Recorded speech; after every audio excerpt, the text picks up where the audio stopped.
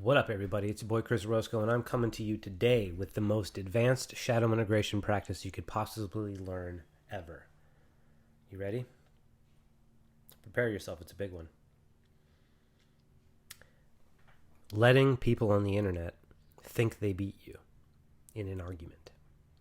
That is possibly some of the most in-depth, difficult, uncomfortable, and profound shadow work that you can possibly do to benefit your life and the world around you is just letting people on the internet think they beat you.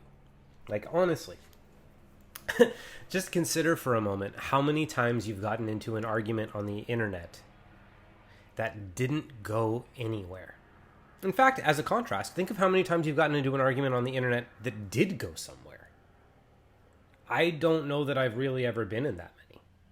Like, with people, to have conversations with reasonable people on the internet is great.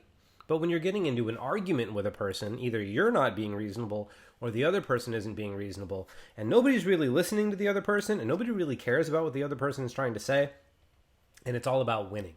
And it's all about my worldview is better than yours, so I can feel safe and secure in my worldview and trust that it's the right and superior and good one, and so I defeat the bad person and whatever it is that the conversation's about.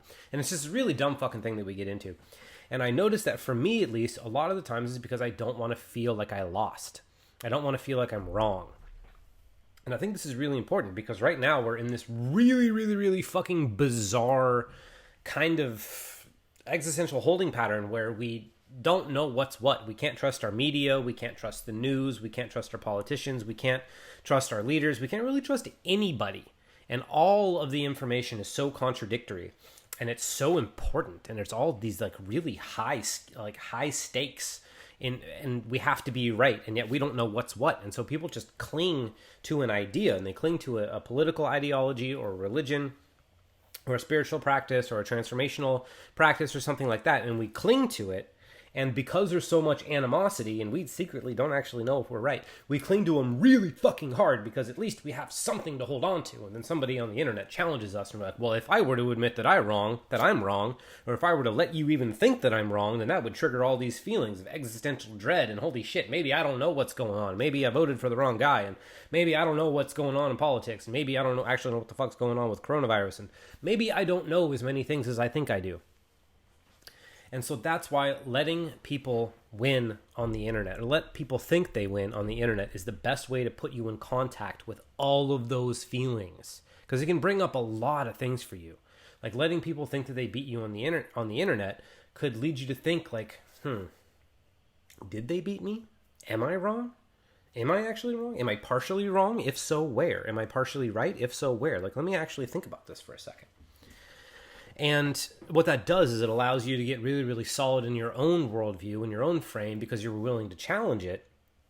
But also it puts you in contact with the ability to lose, or at least feel like you've lost, and the ability to be wrong, or at least feel like you're being wrong, and the ability to be judged and ridiculed. These things don't sound like good things that you'd want to necessarily lean in until you understand the power of having an integrative mindset and allowing these things into your life. And what I mean by that is this. You're going to be wrong sometimes. You're going to lose sometimes. You're going to get judged sometimes. You're going to get made fun of and called names sometimes. There's nothing you, me, or anyone else on this planet can do about that other than have you live alone, and in which case you'll probably still judge yourself and call yourself names and all kinds of stuff. So you're never really going to get rid of this stuff no matter what you do. For as long as you live, you will lose and you will fail and you will get judged and you'll get made fun of, and all these things will just happen, and there isn't really anything you could do about it. So what you could do is what most of us do, and what I almost did today, is act like a giant man baby and get into an argument with somebody that you don't even fucking know, who's clearly being terrible and has absolutely no interest in hearing you out and just wants to win, and then you engage with this absolute buffoonery in the some twisted sense that maybe you'll win and maybe you'll be vindicated, but actually what just happens is you lose a lot of time, and then you lose a lot of your inner peace, and the next thing you know, maybe an hour has passed, maybe 3 hours have passed, and you didn't do a goddamn thing that you were supposed to do. So that is one way to go about it, but instead what you can do is you can accept like, hey, this is what it feels like to at least entertain the idea that I've lost. Or this is what it feels like to at least entertain the idea that maybe I'm wrong about this. And if being wrong about this thing fills me with existential dread, then maybe I should examine it, because I'm probably not holding on to these beliefs from the healthiest place possible, where if I were to let go of them, my whole reality would fall apart. Maybe they need some examining, and maybe my reality isn't all that strong and solid in the first place. And if you can be made fun of and just allow it to be okay and process all the feelings and emotions and let people call you names and all that sort of stuff, if you can do that, then you can do anything. Because most of the things that hold people back are the fear of being judged, the fear of failing, mostly failure and judgment. And this, letting people think that they've beat you on the internet as a means to just save your peace and not get into dumb fuck arguments, is a great way to put yourself into contact with what comes up for you when you feel judged, and to put yourself into contact when you feel like you've failed or when you feel like you're wrong or something like that. And those are really important emotions to work through, and those are really important emotions to make peace with, because they're going to be a part of your life, especially if you have a purpose that you want to live in, or you want to live a meaningful existence, or you want to grow, or you want to do something with your life. You're going to need to make peace with the fact that you're going to fail along the way, and you're going to get judged along the way.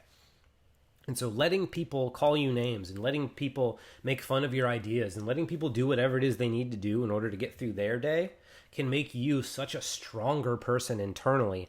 And it can save you from falling into the trap of getting in these dumb fuck arguments that nobody's ever going to win in the first place, and help you maintain your inner peace while getting stronger. And so I really was being serious when I say that this is some of the deepest shadow work that you can possibly do. Because this is something that we're so commonly locked in as a culture and as a species now, because it's worldwide now. It's not just, I live in America, and so it's not just America, it's the whole fucking world does this for the most part. And we're locked into this constant debate and this like high adrenaline, high cortisol state where we're basically just waiting to get in an argument at all times. And it's really not healthy, and it's not good for us. And so if you can make peace with all the emotions that would come up from that and kind of diffuse it and smooth all that out, your whole experience of living can get so much easier.